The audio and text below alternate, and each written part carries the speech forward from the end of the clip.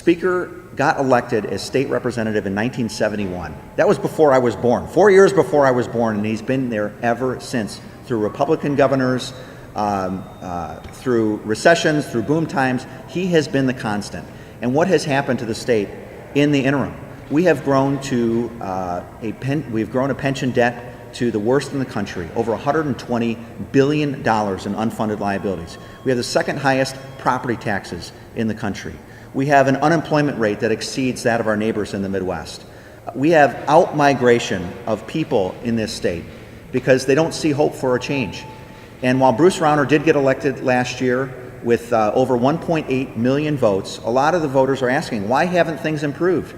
Well, we have a hostile legislature, super majority of Democrats under Mike Madigan, under Senator John Cullerton, that have stood in the way of the reforms that the people are crying out for. Things like property tax freezes, things like real pension reform, things like workers' compensation reform that would benefit not only our business community, but also it would benefit our local governments, our state governments that have to pay personnel costs.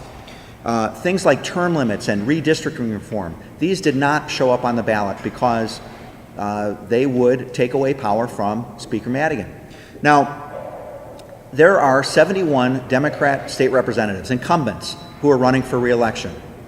And we have asked them, these candidates up here have signed a pledge. Mike Strick is going to be speaking next. Mike is running for state representative in the Aurora area. And what we were all hearing door to door from independent voters and even soft Democrat voters, or those who lean Democrat, they cannot stand Mike Madigan. They wonder, why is this guy still down there? Why is he wielding so much power? He's got to go. And there's a misunderstanding among voters, among citizens, on how the position of Speaker is appointed or is created.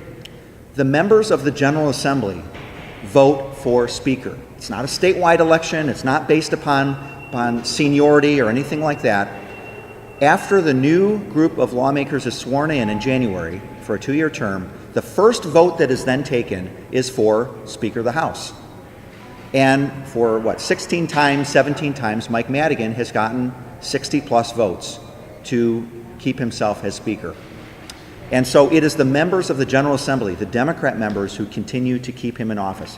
So we asked them, are you truly an independent state rep? Are you truly representing your district?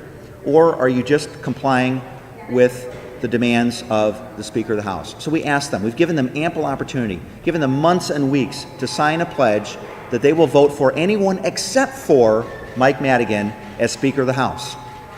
And we've gotten silence, or we've even had some people say, well, he's just the most qualified Speaker.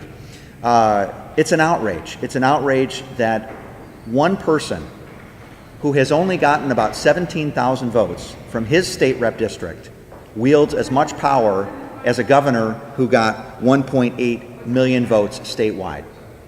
And again, if we're going to move this state forward, if we're going to enact the reforms that the voters and the citizens are clamoring for, we have got to have someone other than Mike Madigan.